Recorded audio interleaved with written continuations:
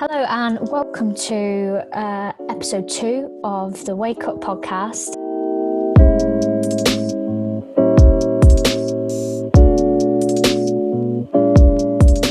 And today we wanted to talk about something that I think is quite close to both of us, something that we're quite passionate about. And, you know, I don't want to say this is a new thing because it's been something that's been going on for hundreds of years, but we wanted to talk about Black Lives Matter today and talk about, you know, different perspectives and, you know, what do certain things mean? And we want to, at the end, come together and talk about ways you can help, you can get involved so that we can all help the movement together. Yeah. So, Black Lives Matter, what is it? So basically, I think we're all aware, but just in case people don't know what it is specifically, it's a movement that was founded in 2013 after the tragic death of Trayvon Martin at the hands of the police in America. And it's basically a movement that demands that the country affirm the value of Black lives in a practical and pragmatic way and address the wealth gap, fixing public schools, and combating issues of housing inequality and gentrification, and just loads of different social issues that affect Black people. yeah. I don't think it's something new, and I don't think it's something that people don't really understand, but I do think people think that this movement is negative or it's violent, or, you know, I think people have made up ideas about what it is in their head, and actually it's really simple, and it's just a movement that's just looking for equality, really, and for Black people to be treated the same as everybody else. Yeah, we've put together some topics that we thought we found interesting or important when it comes to Black Lives Matter. And obviously, being two very different people, myself and Aisha, we speak from different perspectives as well, which we thought could be quite interesting today. So hopefully people will be able to relate to either one of us, at least, when talking about this issue. The first thing that I wanted to talk about that I've seen a lot recently is black on black crime. And I didn't really know much about this, but I watched the documentary 13th, and it kind of came up there, and it's all over social media. And, you know, you can correct me if I'm wrong, Aisha, but I feel like a lot of the time it's used as a way to say, yeah, but black on black crime. That's how I've seen it in the media. It's like, yeah, but look at the statistics of how many Black people are fighting against da da da da. That's how I've seen it. It's painted quite negatively. So we wanted to talk about like the reality of black on black crime. So I've done a little bit of research. There's a great document online, and I will link it down below. And I think it's called something like 11 Major Misconceptions about Black Lives Matter. And one of the points is about black on black crime. And it says 93% of Black murder victims are killed by other Black people. That seems quite high. But if you look at for how many white people have killed white people, it's 34% of white murder victims are killed by other white people. So you've got 93 and 84, and really, if you compare them, the numbers are not that different. So I feel like in the media, I think what media is really good at is going, here's a number, we're going to show you the black on black murder percentage, but we're not going to show you the white one. Because people don't go out their way to find these things out, in my opinion. So someone's going to see 93% be like, yeah, that's a problem. Yeah, but what about the 84% of white people that kill white people?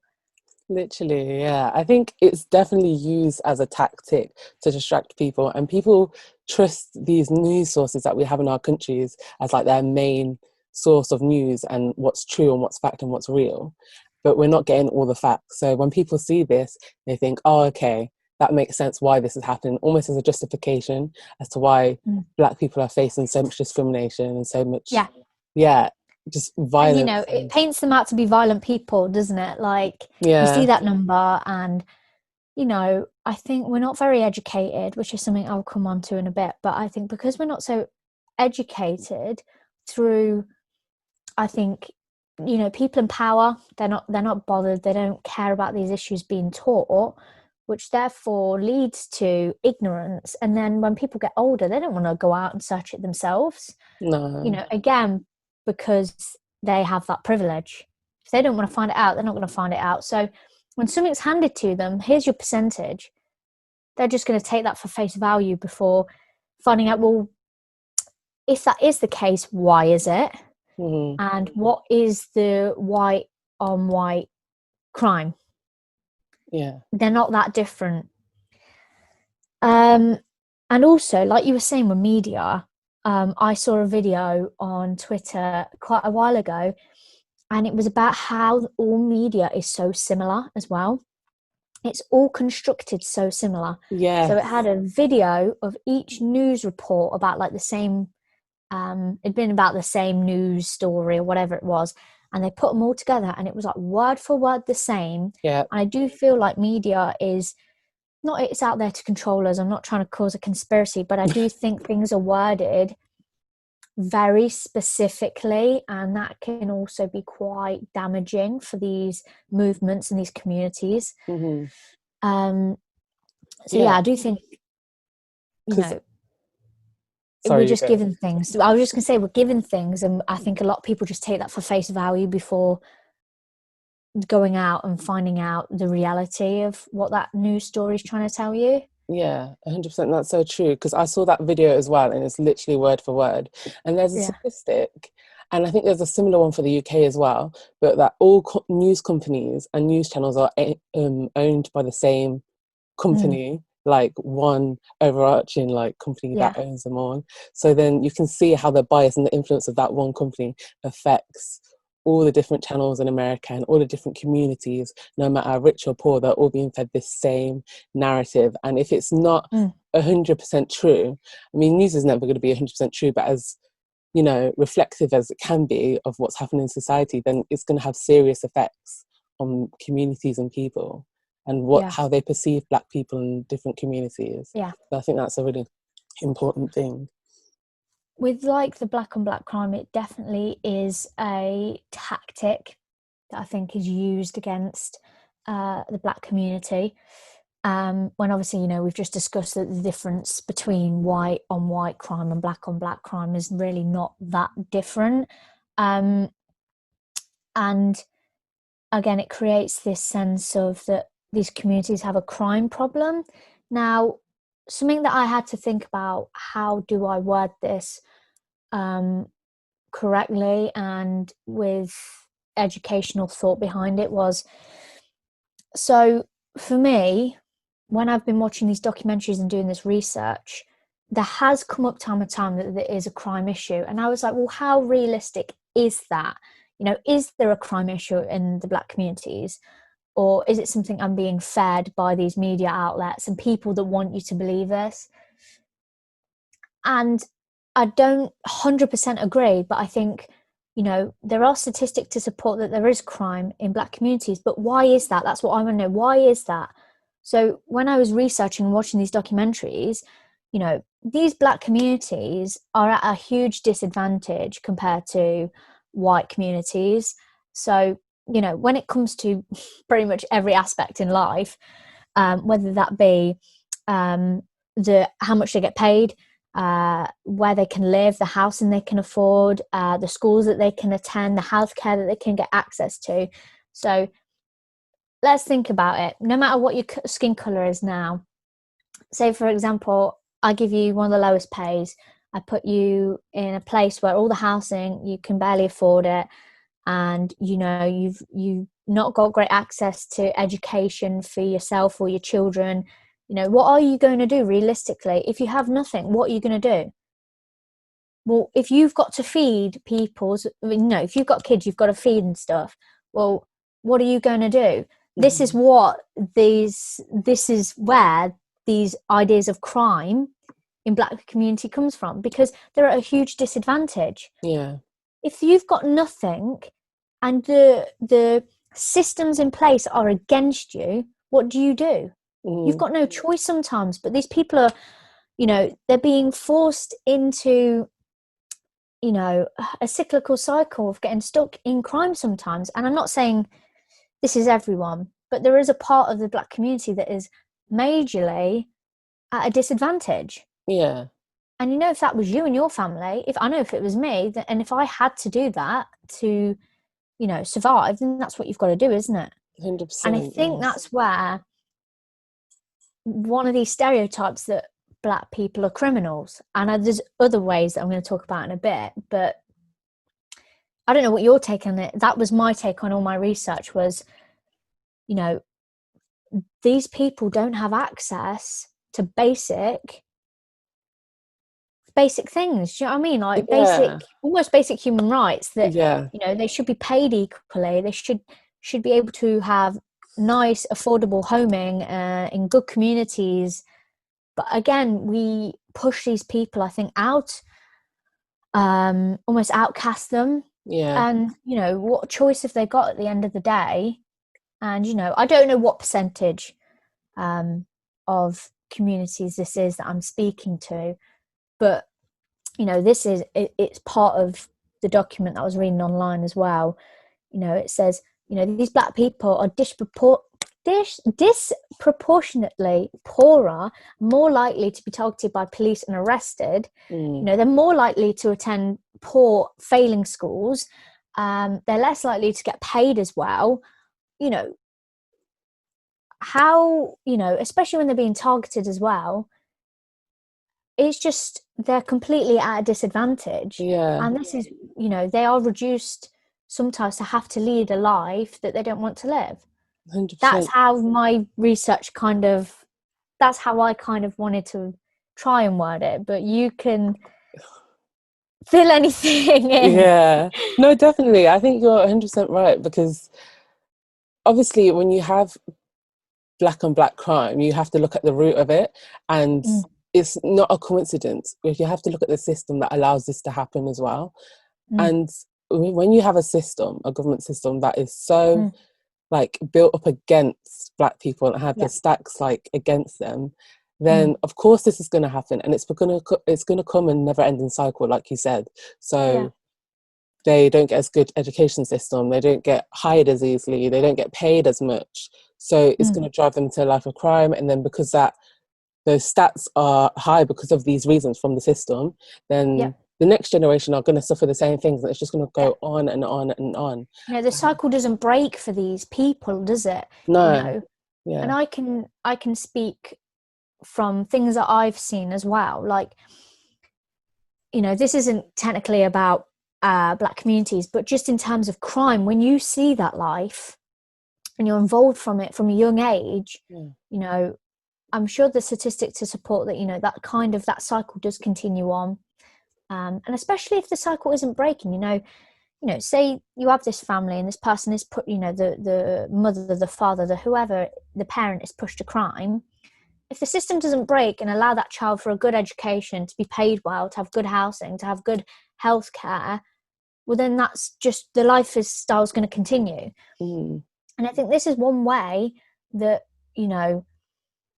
we have this stereotype that, black people are more violent and black people will commit crimes. Well, no, they're not violent. They're not criminals. They are just not given the same opportunities and rights as white people. And white people, the system's built for white people and they can succeed. Yeah. So, to expect these people to not, have to do what they have to do to survive, it's not fair to put them into a label that they're criminals. Yeah. Well, why are they quote unquote criminals then? That's the thing that I wanted to push, that like, why is that then? Yeah. So you know, that's one thing that came up in my research. No, definitely. I think Yeah. it's not fair to label or stereotype black people in such a way either when the system is so obviously built against them. I'm not sure of any Mm, specific statistics, but until we have an equal playing field, then we mm, can't just label a whole community one thing mm, and think that's just the way it is. When there's so many things that could be done in society mm, to like change that, do you know what I mean? mm, And mm. yeah, it's frustrating to see, but I think it's safe to say, like, obviously things are getting better. Things are always getting better, and now you have like programs in place, especially in the UK, like job opportunities for BAME minorities, and people are always trying to hire more people with a diverse background. And it might not always be for the right reasons. They might just want to appear diverse, but it's still a step in the Mm. right direction. Do you know what I mean? Yeah, yeah. Yeah, but it's still something that's deep rooted in the system that needs serious work to change and Mm. like get rid of. And you know, obviously, black people are targeted more. Mm. And then also, you know, I think because of this stereotype, they're always going to be targeted until we unpick why is this stereotype, where's it come from, what does it really mean. I feel like until we break down the stereotype, we ain't going to get very far Yeah. with progressing and making people understand. And another reason why I think we have this stereotype, I mean, it's not what I think, it's what I know. Watching the documentary 13th, which I do 100% recommend, it's on Netflix. Yeah. There was a part of it, and you know, I'm not going to get this word for word right, but there was there was a specific film that came out, and it was about this guy, and you know, they did blackface on him, and they made him out to be this murderer, rapist, and it's just, you know, these things are embedded from years and years ago. I mean, come on, we had slavery, for God's sake, you know, that's embedded even further. But if we're talking about, you know, closer to now, you know, we've got these films that are depicting these people as this stereotype that we have today. You know, we're getting further and further to where did this come from? Yeah. You know, I don't think many people know about these things. And, you know, if we want to go as far as slavery, well, you know, there used to be postcards and all sorts with the most vile things you'd see on them about, you know, black people being hung and on postcards, which to me, it seems quite surreal. I'm not saying we're in a place of perfection, but, you No. know,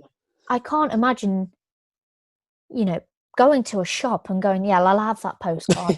Yeah. Do you know what I mean? It's so weird. Imagine wanting to It's a buy bit that. mad, isn't it? Yeah, honestly. And it's like, I don't know, because in a way, you're like, we're so far from that, but at the same time, we've still got a long way to go. Yeah, Yeah. it's crazy, isn't it? Hmm. Because, you know, a lot of people have said to me, I know a lot of my facts are more aimed towards America because that's just, we'll get on to later. We're going to talk about our own perspectives on it. But I just know more facts about America than I do about the UK. But, you know, the issue, it transcends countries. It's a worldwide problem. Yeah. But, you know, I just find it crazy how, you know, we like to sit and think that things are okay, but it's not really. And a lot of people have said to me, people I know have gone like, yeah, well, you know, it's not that bad anymore, and there's not that many people being pulled over, and there's not that many people this, you know, it's everyone kind of thinks that there isn't a problem when Hmm. really there is. We're Yeah. just, I mean, for you, you may see this more than I do, but I talk from the white perspective and from the white people's perspective that have said these things to me. I think, you know, we don't see these things because we're white. Yeah. So to say it's not an issue, you can't, because you're not living that life. You're not. You're not sat in that car when it gets pulled over because you're a black person. You have a nice job. You have a nice car. So you must be a drug dealer, and that's why you're getting pulled over. Well, Yeah. I don't see that because I'm not black, so I can't say that's not an issue. You have to listen to the black voices that are saying this is an issue because it's happened to me 10, 20, 30, 40, 100 times. You know, that's something that's really been highlighted recently in the news. So when people have said to me, it's not as bad, well, of course it's not as bad as, you know, slavery and having masters, but we've done that in different ways. We've incarcerated black people. You know, you've got to flip the way you look at it, I think. Yeah. You know, from a white perspective, we have to flip the way we're thinking, because to think it's not as bad, well, that's not helping anyone. Mm-hmm. You know, instead of thinking it's not as bad, well, where are the issues still? Yeah. So that's I've kind of drifted us off on our topic a bit, but No. you know, it is a bit mad. Yeah. When you think about like where we used to be, but at the same time, I think it's almost not helpful either, because I think we like, yeah, well, it's not like slavery, so well, I'm not saying it might as well be slavery, but you know, Yeah. it's like there's still major issues. Like you can't think, well, it's not slavery, so it don't matter. Well, It does. we've got mass incarceration, so it is a bit, isn't it? Do you know what I mean? Do you know what I mean? Like, and no, I'm glad you said that because it kind of links into our next point about like people who don't believe Black Lives Matter is a thing and think it's an attack on white lives, because we can't progress until other communities, and specifically white communities, acknowledge the struggle.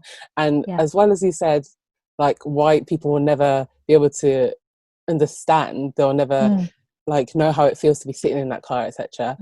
But so the most important thing is to listen to Black communities and see their struggles and stand by them and support them, because even though you'll never understand it and the feeling of it, it doesn't mean it's not real. Do you know what I mean? So until we get that support from other communities, and so people thinking that's an attack on them, that's one of the main issues, because it just sounds like one community is crying out for help, and with everyone else dismissing it, that's what's holding us back in a way.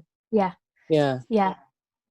I know during the protests we've had quite recently, you know, black people have been, you know, trying so hard to say, sorry to hiccup then, you know, they've been saying, you know, we want you to lift our voices. We don't want you to necessarily speak for us, because, you know, white people, you know, they can speak about issues as I am now, but you have to lift the voices who've gone through it. Like I said, I don't know the experience. I don't know what it's like to be pulled over in a car.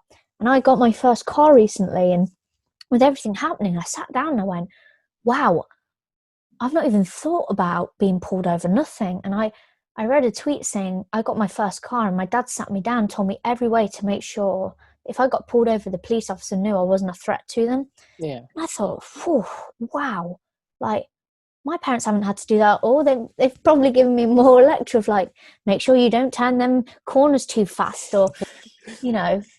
And it just, again, I think I'm quite an open person to issues and stuff, but that really made me, you know, it was almost like a punch to the gut, like, wow, I've really not thought about this as much as I probably could have, or, you know, I'm not doing enough to ensure that people are experiencing what I'm experiencing, which is no fear. When I go in my car, I have no fear of being pulled over, or, you know, having any issues with the police because I'm black, you know, because I'm white. I don't have that issue.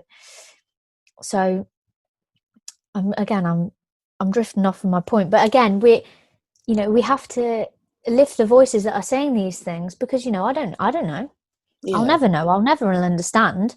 But I can listen to the voices and I can lift them up and make changes in my life according to what they're saying.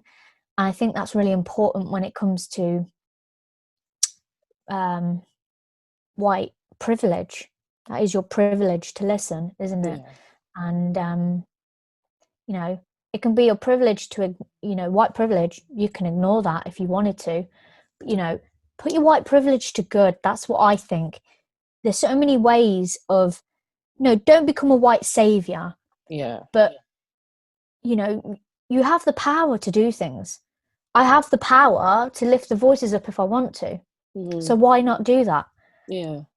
You know, I just find it mind-boggling when people don't want to listen and find it an attack. You know, when people say, "Oh, you know, white privilege is this, white privilege is that," you know, I don't get offended, Yeah. and you shouldn't get offended.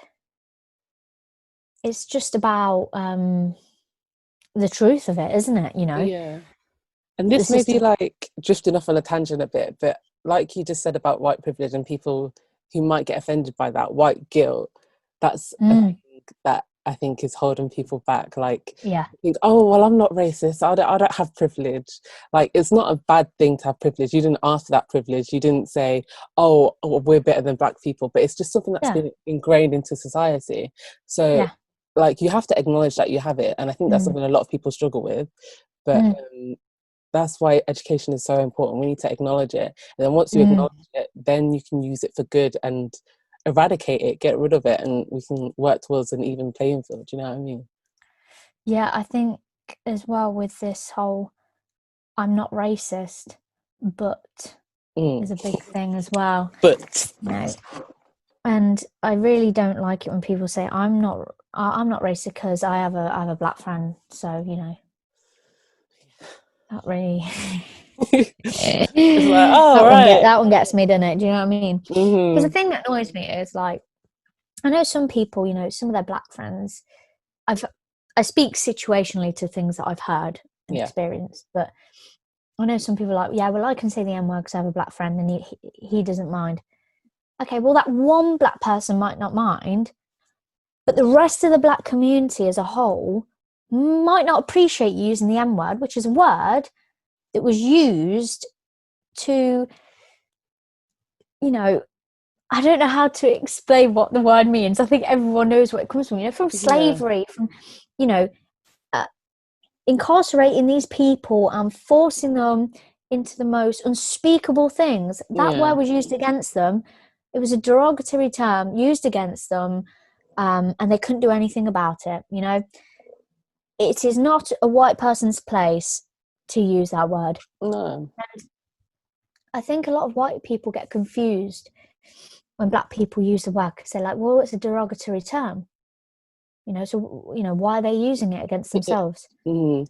The thing is that I think most people know this as well, but black people have taken that word back on Mm, and use it as a celebration. This is what we've been through, and this is where we yeah, are now. Is how yeah. far we've come, and Mm. it shows like the bond and the strength of the black community and everything they've been through. It's It's used to almost celebrate quite each other. powerful, isn't it? Yeah, it? taking it back.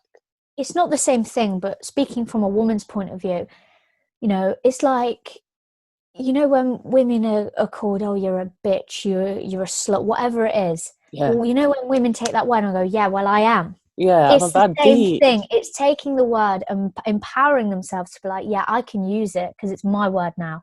Exactly. So it's the same kind of concept, which I don't think a lot of people understand.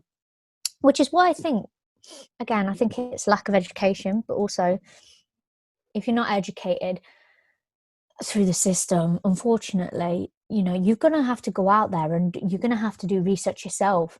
And I know sometimes, you know, that can be difficult to know where the right resources are, Hmm. but the information is out there.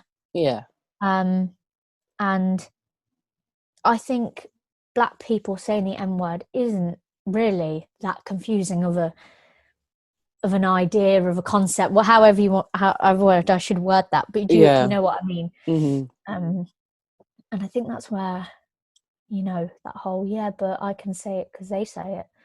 No, I'm not sure that's quite how it works, Yeah.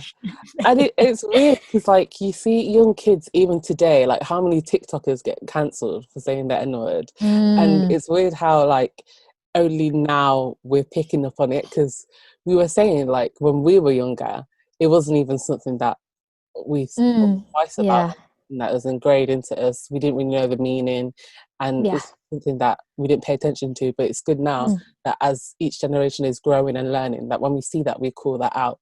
And it's very important we yeah, do that until our education system is fixed and shows an honest representation of history and what that word means and what the history is and everything that we've been through. mm, yeah. Yeah. You know, this whole an attack on white lives has been a massive thing again recently with, you know, there's so many deaths that have happened. They're always happening, but you know, the ones that really get shown up in the media and they get highlighted for just how shocking they are. Um, you know, with the protests as well, there's been quite a divide, I think, in the UK. I think across the world, really. Mm. But I think the thing that white people fail to see is that, you know, this is not a hatred for white life. It's about acknowledging the systems in which treat white lives better and are built for white lives. Yeah. And really, the movement is about equality, like we said at the beginning. Mm. We're trying to increase pay gaps to fix public schools, combat housing issues. You know, it's not I'm black, I hate you because you're white. No, Yeah. it's really not that. You know, it's just, you know, a community that is struggling, that just wants to be seen and to just live a normal life, really. Yeah. I think like as And well, mm, people like one of the things that's come up is the all lives matter thing. People get quite defensive when they hear Black mm, Lives Matter and phrases like defund the police and all of this, and because they're very like impactful phrases, but yeah, when you don't understand the weight of it and why it's happening and where it's coming from, then like I can see why people get defensive, but it's because they're not educated on it. Do you know what I mean? So all lives yeah. matter. No one's saying that all No lives one's saying that don't all lives matter. don't matter, but Yeah. they don't matter at the minute, do they? Because they're not being treated equally. All Hmm. lives should matter, but at the minute they don't matter, do Yeah. they? Because That's the whole until point of that phrase. yeah, there's a thing that was like until Black Lives Matter, all lives can't matter. Exactly, Yeah, do you know what exactly. I Yeah. mean? And there was like another thing as well. It was like a little graphic. It's gone around social media. I'm sure you've seen it. It was like a row of houses, and one Mm, was on fire, and someone was putting it out with a hose. And so I was like, "What about my house? Your house is not on fire." So that's like saying yeah. all lives matter, but your house is Mm. not on fire. Do you know what I mean? And again, I think as well, and I'll speak from a white perspective. I think one thing that white people do is they go, well, yeah, well, I'm poor and Mm, I'm this and I'm that. Okay, yeah, you know, no one's saying that a white person can't be going to a bad school, can't be, you know, not paid well, whatever. We're not saying that. We're just saying proportionately that people are not treated the same. You know, yeah, the system is built for white people. That doesn't mean there's not going to be people that are white that are poor, that are this, that, are that. Yeah, okay. We're not saying that as well. We're saying that a larger majority of the black community is not treated with the same care and respect of white people. yeah, 100%. Like no one's saying white people can't have struggles. Everyone has struggles in life. Yeah, Everyone exactly. goes through Yeah, different things. But we're just saying that one of the struggles will not be the color of your skin. You won't have to face yes, that. That's the thing. yes, That's the thing. You can have the hardest life in the world, but your yeah. skin won't It's not affect. because of your skin color. And Exactly. again, it's a simple concept that people Yeah. just don't understand. And I do think it's for ignorance, but I Mm, do think a lot of it's through lack of education as well, yeah. which I think I'm kind of like, I'm not, I don't wouldn't say 50-50, but I do, you know, when it comes to these people, I do almost feel sorry for them in a way because they've clearly not got that understanding for some reason. You know, whether that be they've got, you know, just because you've got racist family doesn't mean you should be racist, but whether that's a mindset that's been ingrained into them, whether that's because at school didn't learn anything, or they've never been exposed to that culture. I do think those people exist, but at the same time, I do think there's no room for hatred. You know, even if you've had no education, I always think, like, why would you hate someone for something so simple? Yeah. You know, can you, for me, I find it quite simple to put myself in someone else's shoes and go, wow, if that was happening to me, I'd feel awful. And it always shocks me when people can't do that. Like, no matter how little you know, there is always room for improvement, and there's always room to listen.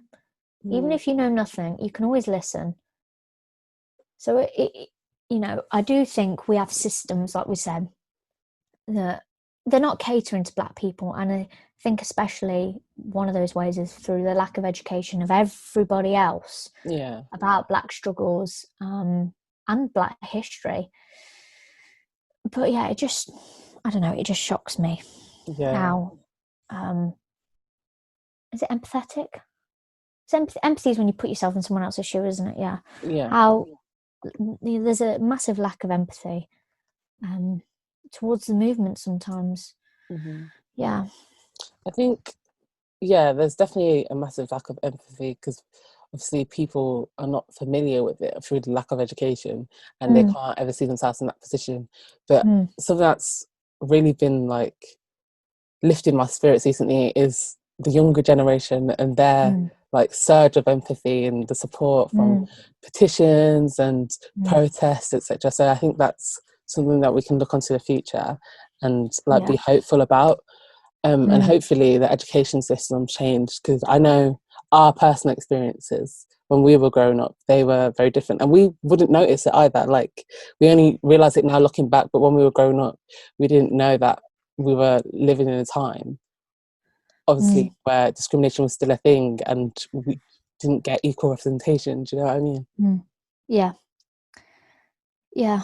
I totally agree. Yeah. And I think we've began, you know, I could be completely wrong, I'm no psychologist, but when I did psychology, when it comes to social change, there's a tipping point. When 10% of the population believes something, there's a tipping point, and I feel like we're reaching, whether we've reached it or not, I feel like now we're starting to reach this tipping point where people are actually starting to open their eyes and be like, right, okay, you know, something ain't right here.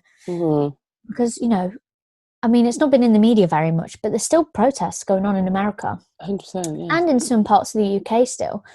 And we're what? I think it was like day 60 something. Like, we're quite far on from, you know, some of the deaths that we've been experiencing that sparked these protests. Yeah. So, yeah, it's. I think we're definitely reaching a point where, you know, things hopefully will start to change and things will start to resonate with people that haven't before. Yeah, we're in very interesting times, I think. Very interesting. 100%. Yeah, I think we're never, as a generation, going to fix racism completely and like get rid of it. But I think this is the start of something big, some big changes on the way. So yeah, it's nice to see like the younger generation so passionate and so aware of it. Because when we were younger, our experiences, we didn't necessarily have that. I mean, lucky for me, as a Black person, I don't think, when I look back, I didn't experience any overt racism. No one's ever like, I hate you, blah, blah, blah. But it was more the subtle things, like in school. Microaggressions. Microaggressions. Is that what they're called? Yeah. Yeah, that's the word. Like, questions you'd get, like, oh, so where are you really from, blah, blah, blah.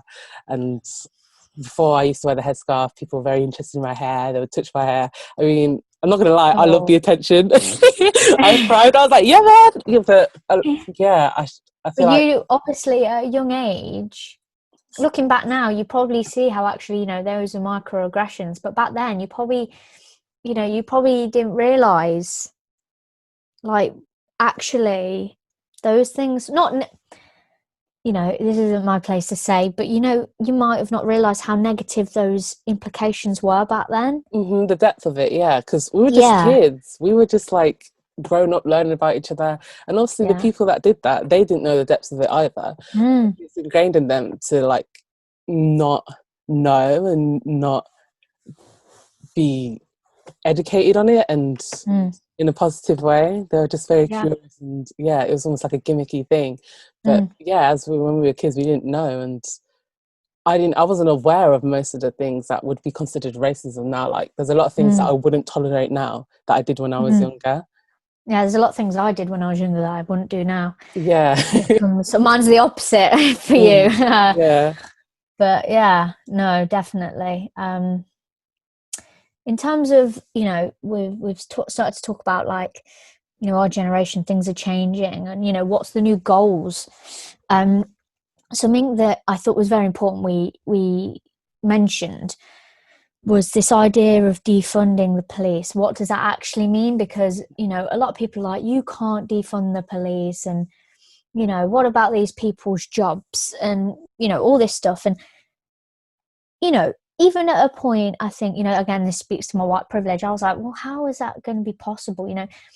For me, I feel like unless you believe in anarchy, which is like, we all kind of, there's Free no for all. systems in place, and it's like chaos, but Absolute madness. Yeah. madness. But I mean, it does work. I think it can work. I think, it was something I explored at uni in theatre, but unless you have those kind of systems, then you don't.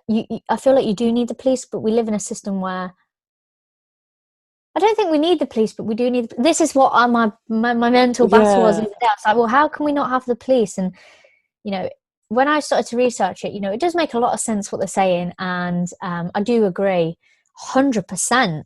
The more you read about it and you hear about it, you just. And again, I have catered this more towards America, and I will talk about later why I haven't done so much about the UK for this podcast. But in terms of defunding the police, our systems are corrupt. There is no ifs or buts about it. And, the whole point is, instead of feeding this system that is corrupt and placing money into it, why don't we place the money into places that will support the communities? So, we've already talked about, black crime. Where does this come from? Is it real? Is the stereotype real? We've spoke about that. These people are majorly, disproportionately poorer, at a disadvantage when it comes to education, housing, all these things. So, let's support these communities so they don't get into these situations where they've turned to crime, or, they have no money, and they've got a lack of education because, they can't afford it. So instead of funding this system that I think it's something like 100 and something billion is put into American policing every year, plus I think it's like so like another 100 or something into like military stuff. So instead of putting all that money into that, why can we not put some money into the communities to fix schools, to sort housing situations, to give money to public health? Supporting communities allows us to give Black people more equal opportunities and support. So I was watching a video, and this woman, she's one of the founders of the Black Lives Matter movement, and she said in some cities in America, by defunding the police by just 5% would double the budget for public health. That 5%. That's insane. I mean, the housing crisis in America is a whole other thing. Like, That's a whole other podcast. That is. Do you know what I mean? But like, honestly, imagine, because especially in America as well, where obviously we're very lucky we have the NHS, but in America where you have to pay for your healthcare, no wonder like people are struggling and going through all sorts of different lifestyles, because it's that serious. Like, if you don't have the money, if you're not in a position where you can support yourself, then it really is life-threatening. So I think the police system really, because it's got so much funding, and racism and so much corruption is ingrained in it. Like, that's what we mean by defund the police. Lots of people get overwhelmed by that, but it's not funding a system that is based on racism. you know, I think as well in the documentary 13th, and don't nobody quote me on this. Please go watch it. It's really good. I'm Hmm. sure the badges. I'm sure it was in that, or maybe I read it somewhere. The badges, the police badges, are actually, I think they're like based off of like slavery, Oh, and like the star. There's something about it, and it's I just heard like that. Yeah. subtly everything is so based. And so many people have said the whole of America, um, and I'm sure a lot of the UK. Again, I'm going to talk about my lack of understanding for UK racism in a bit. A lot, whole America was built on racism. They went in, they took over the native land, and almost like banished the native people, and then they stole people from their own country Mm, and brought them to America to build America. The whole place is built on racism and inequality. So funding a system that is very deeply rooted from that ideology, it's scary. It is truly scary.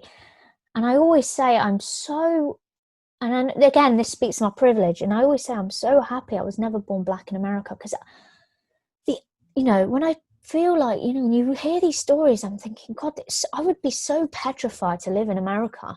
The police mm, have so much power and authority over people, just generally.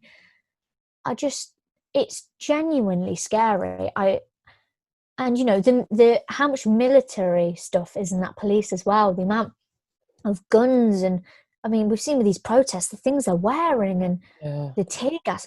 It's so militarized. It's otherworldly, I feel sometimes, even though it's only a couple hours away from us.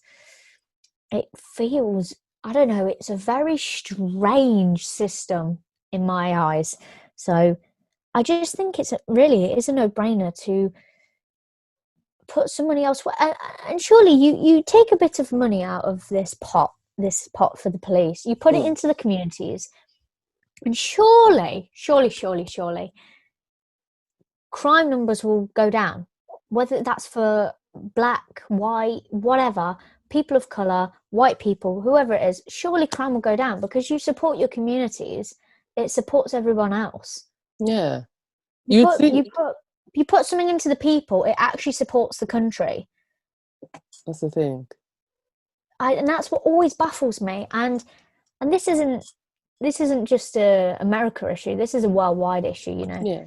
There's a lot of greedy people of power that don't put things into their people. Once you put things into your people, you get so much out.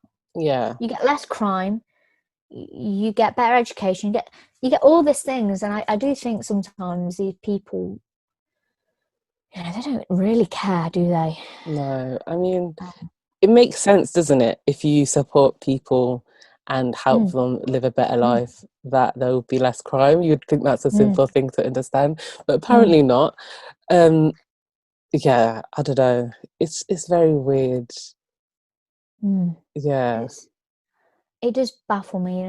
My brother, he has a family in America, and it's just, when I think about living over there, I mean, even as a white person, I find it quite scary. And if I Mm. think that, then I don't know what these other people are experiencing. Again, I can't speak to their struggle, but I just find it very, very strange.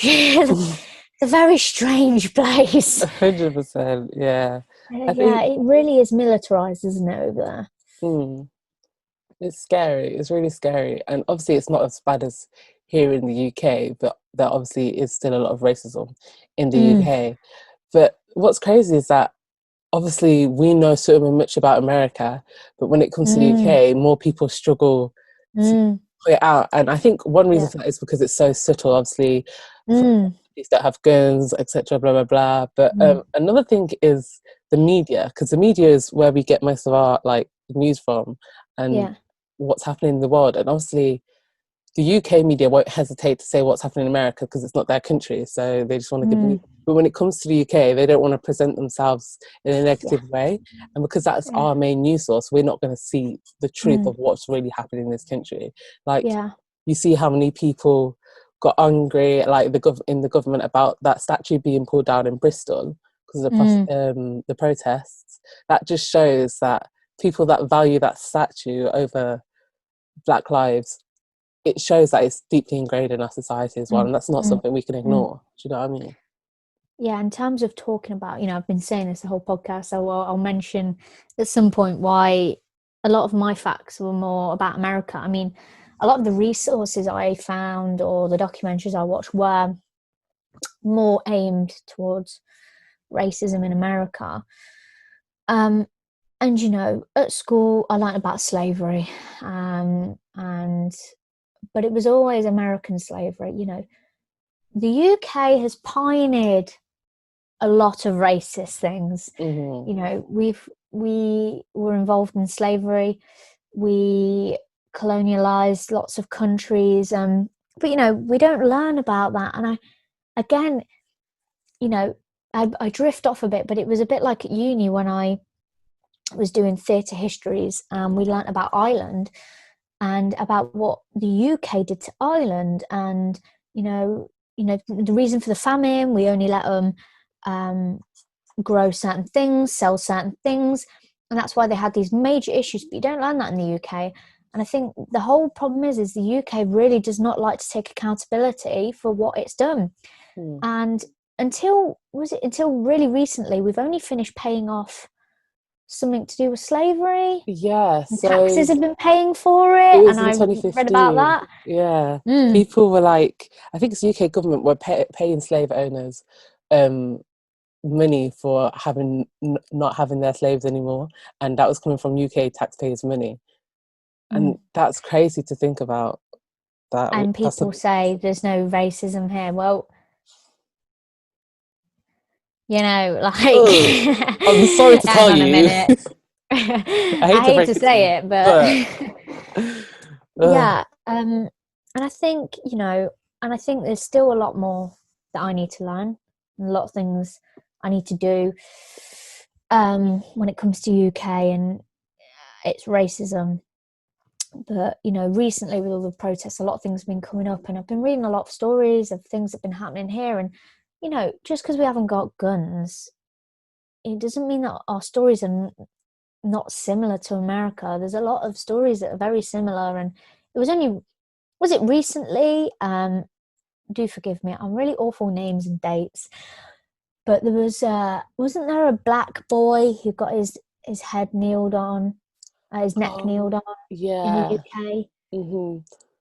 So, it's not that dissimilar. You know what I mean? It's not that dissimilar from what's going on in America. And I do think people think, wow, the racism isn't that bad here. Not sure about that, Karen. Yeah. Not sure about that. And the thing is as well, people like to compare numbers, but we forget that how big America is in comparison to the UK. Yeah. So there's lots of ways that the media and people try and make us feel like it's okay. It's all tactics. Yeah. When really it's not as it seems. But yeah. There's one thing that I really want to go out my way to learn about as well. Because there's all these, issues in the UK and whatever. But one thing I've always really wanted to learn more about is black hair, because it's always something I see about like cultural appropriation and like different hairstyles and stuff. And I don't know why. And it's just always, I find black hair really fascinating, because there's always these like stories behind the braids, and different tribes in different countries have different styles and and so on and so on. But I find it very fascinating, and I just feel like there's so much we just, I speak as a white person, I think there's just so much we don't know as white people about black culture, although we like to steal it a lot, the bits we do know. But you know what I'm saying, there's so much that we don't really know about it. I just find it strange that I just don't get why we don't really learn about these things. But again, that's my privilege, isn't it, to say that. So it is weird, because it's not something that you think about either. It's just like ingrained, like this is life. And then when you see something new, like the conversation about cultural appropriation again is another episode. Yeah, that's another long one that. Yeah, but yeah, you don't really think about it. But what was I going with this? What was I going to say? Hold on, I lost my train of thought. We've been going on so many tangents. Don't worry about it. Honestly, but yeah, and again, I feel sometimes I get myself into this. Well, yeah, well, I wasn't educated, so I don't know, but I have the means to find things out, and I think that's something that, as I've gotten older, as you recognize that you have white privilege and that you don't know things, you have to learn about them in order to make a change. yeah. So I remember what I was going to say, sorry. oh, go on. Yeah, the thing that we don't know about like hair and stuff, I think it's great that we live in this time, this generation, where we're starting to learn, even though it's not in our education systems, etc. On social media, when we call social media's been great. Honestly, when we call out cultural appropriation, or even just in general, people talking about it, people sharing their culture, I think this is really going to be a changing point. And I think now people are starting to learn, and this is where real change is going to start and what's going to happen. And yeah. I think social media has been really good. I mean, especially for me, because I use social media a lot for my photography and keeping up to date with certain fandoms and whatever it is, so just being able to scroll through and seeing someone's done a thread on this and you're like, you know what, let me have a read. It sometimes you come across things that you never would have ever known if you hadn't have come across it, just scrolling on your timeline. So it's really nice. Social media can be quite toxic, but I think it's been quite a changing point for movements like this, because now as well, you can't hide things anymore. Yeah, everything's on social. You can't hide nothing anymore. So again, I think that's been major for Black Lives Matter. These videos of awful videos, a lot of the time, of people dying, which is absolutely awful. They're awful to watch, but now people have to be accountable for these things, or at least we're trying to make them accountable for these things. So I think social media has been absolutely revolutionary for this movement this year, especially. Yeah, it's been great. Even though it shows you awful things, it's been really great. Yeah, it's almost key as well in like making change, because you never hear about these petitions and these protests on the news or in the newspapers. It's always on social media. Yeah. So I think that's one of the key ways where we can make change and learn, and I think it's so important for us to make progress. So yeah. I wanted to take we've kind of done it a bit, just a minute to just, I say a minute, it'll end up being like 5 minutes known as just to put our own opinions in. Well, I mean specific of our experiences, or anything we want to say about how has it affected us, Black Lives Matter, or how has the Black struggle affected us, coming from two different perspectives? Has it made us think anything? Has it caused harm? Has it caused good? Is there anything that you think of in your life when it comes to Black Lives Matter? It's a bit of a weird one for me, because I've always thought of myself as Black, but like not fully, having been born in the UK and stuff. It's weird to see these things happen and think, oh, that's because of their skin. Oh, does that make you different? Like I've never really understood the discrimination. It's been so weird because I've just grown up my whole life here, so I feel like I'm British, and there's always this one thing that's going to make you different, and it's a weird thing to acknowledge. And obviously I know that if I had been someone of a darker skin tone, I'd probably face a lot more discrimination in my lifetime. So seeing these things happen, it's made me really question my identity and what are my values and what I believe in. And obviously we've just got to fight for justice. I think that's the main thing here, is like recognizing it in your life and in yourself, and seeing how we can move forward. That's what it's been like for me. Don't know Yeah, about you. for me, you know, I think accountability has been one of the biggest things for me that I've had to fess up to. And, I'm someone, and I will openly say this, whether this, I think, whether this has implications for my future. No, I've definitely said the M word when I was younger, Mm. 100%. I remember it used to be like, it wasn't a big deal. No one, Yeah. everyone used to say it at school. No Yeah. one, it was never monitored. It was just, at the time, I remember thinking it was like just one of them swear words that you would say, Exactly. Yeah. and you just, it wasn't a big deal. But, I can't remember when it was that I kind of realized that it wasn't right, or it wasn't good, or I shouldn't say it. I don't remember when that time was. But I think people need to be able to say, I've, you know, whether it was you were genuinely were racist, you were part of a community, or, you're part of the KKK. And that sounds really extreme, but there's a guy called, I think his name's Daryl Davis, and he becomes friends with people from the KKK. And ultimately, a lot of them, they stopped being in the KKK after meeting him. It was an incredible story. And I'll link some stuff down below if you want to check that out. He's a brilliant man.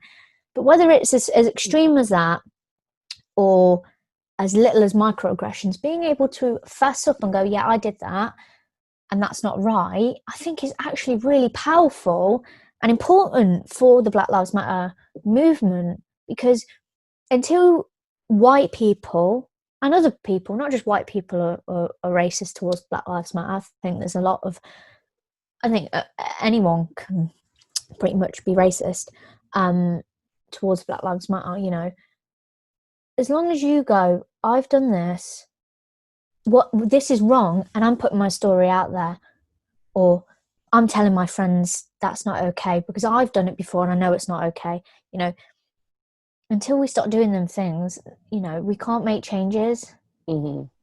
And I think you have to hold yourself accountable, because I think, I'm not, it's not about my voice, in this podcast. This is not what I want this podcast to be about. It's not about what I have to say, but I do want people to realize who are, whether they're white or whoever they are, and they know that they've, maybe they've said microaggressions, they've said the M word, they've done racist acts, whatever it is. And if they are now realizing that these things are wrong, own that, because I think that's really powerful for moving on and helping the movement to be able to go, I was this and I'm now this, and this is how you can change, or this is how you can support, this is how you can lift the voices. Then, I don't think, we can't change until we fess up. And I think one thing is, white people are very stubborn. And no one likes to admit they're wrong. No, yeah. And I find it quite embarrassing to say, I've said the M word before. I find it very uncomfortable. It makes me feel uncomfortable, genuinely makes me feel uncomfortable, especially, you're one of my closest friends, you're Black, and I know I've said the word. It's like, it almost feels like a betrayal upon your behalf. But, it's not okay that I've done it. But to be able to say, I don't do it anymore, I know what I did wrong, and I know that I'm supporting the movement and lifting the voices as much as I can. Well, that's all you can do. Do you know what I mean? As long as I think people really just need to start owning their mistakes and going, I've done this and I can do better. Yeah. I think, it's never too late to change. I say that, I'd probably be like, that's not true. But in some ways, I feel like, you can make mistakes, but as long as you, I really hope my point's coming across. When you're like, I just feel like, when you don't want to say something wrong, I'm really trying to get it right. But yeah, as long as you try to be better, I think that's really a key thing. And I think that's something that I've learned. I definitely know that, like we said, I don't know much about UK racism. That's something that I need to do better in. I need to educate myself more, and things like black hair, I know I don't know much about that. I know when it comes to those sort of things on social media, when someone does it, I listen to the voices and who are saying this is wrong, this is a cultural appropriation. I think that's a good thing that I'm listening to these voices. But I think I can do better. I can go out and research these things. I think it's important to acknowledge them. So in terms of it affecting my life, I think it's made me really think about what I'm accountable for. Like, what have I actually done that's added to this negative thing already? Like, how have I added to the cycle? Which again, it's not about me. The whole movement is not about me, but until people like me and other people that are white realize, how has my white privilege been bad for me? What have I done bad with it? I don't think we can move forward and progress and understand what we can do better next time. I hope that really came across. Sometimes I find it very hard to explain what I mean. I know I've probably said the same thing like 5 times, just different ways. But again, I've said this before. When we did this podcast, it was about raising awareness, and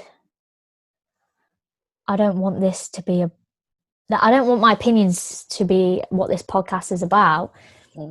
Because I hate the white savior, and I hate I'm white and I think this. I hate that. But I do think people just, if you recognize what you're doing and how your white privilege is, not actually benefiting you and the world around you, like, what have you done wrong with it? I think that's quite important for this. Yeah. So that 1 minute obviously was like 10 minutes, but I think it's important to say that was something I think that was important to say for the podcast. Yeah, 100%. I think I agree. Like you said, you don't want to be a white savior. You don't want to make it about you. But at the same time, I think recognizing it within yourself, even if you're not white, anything that may affect Black people or any person of colour in a negative way, recognizing it and changing it is the first step to progress. And I think another step would be educating yourself and seeing how you can help. That's a very important thing. We've been talking for a while now, but one thing that we wanted to say is the different ways you can help, going out of your way, researching things. I think education is most important. Obviously, signing petitions, speaking to people of different backgrounds, getting their perspective and trying to understand it, not just trying to do it all on your own and like only listen to one perspective, if you get what I mean. Yeah. So I suppose this brings us to our final segment. Yeah. Which again, something we want to do at the end of every podcast is just, give a shout out to maybe a business, a company, a problem, an issue, whatever it be. Just, to give some links down below so you can check them out and see what you can do to help. So Aisha has picked something specific for this podcast, and off you go, girl. Okay, so today one thing I wanted to talk about is actually a platform. It's for Black UK creatives and it's called The Black Box, and we'll put all the links below to their website and their Instagram. And basically what it is, it's a platform for Black UK creatives to be showcased, celebrate, and also to connect with other people. So I think it's a great thing because we don't get a lot of representation. Obviously things are getting better now in the UK, but we're still not at an equal playing field, I would say. So if you are a young creative in the UK or a creative company or anyone in the creative industry and you want to find out more about Black artists, they have a huge portfolio of Black artists, different kinds of people, directors, producers, photographers, designers, stylists, editors, just a whole range of people. And you can sign up and join to be on it as well if you're a young Black creative and you're looking for more exposure. And even if you just like inspiration on your Instagram feed, if you just follow them on Instagram, it's just one way you can help and get more exposure to Black artists. So I think a really great company and something that everyone should take the time to look at and just learn more about. And I think that's a great step that everyone can take to just learn more about Black people and appreciate their voice and their art. Yeah. I know something that I've done that's kind of similar, you know. I have a vegan food account, and, you know, recently with everything happening, you know, they've been promoting, like, you know, Black vegan food accounts, and just going out your way to just follow someone takes a minute, if that, just to show some support for these people that, you know, are not given as much support as other people. So, you know, even if you don't want to spend ages going through a website, just check out their Instagram, give them a follow, and you can follow what they're doing. So that's just one easy step you can take. And we're also going to put a couple of petitions down below that we think need a bit more help, and all the other resources, things I've got information from, and the guy that I recommend, he's got a cool documentary about the KKK. Everything will be down below, and it'll all be on our Instagram as well. So head over there if you want to see some more stuff. Thank you all for listening to today's podcast. It's been a pleasure to have you here. If you made it to the end, well done. We've been talking for a while. But yeah, we really appreciate everyone that takes the time to listen and watch. So thank you so much. Yeah, make sure to follow us on Instagram and Twitter. Hit the like button if you liked it, subscribe, and yeah. And we'll see you in the next episode.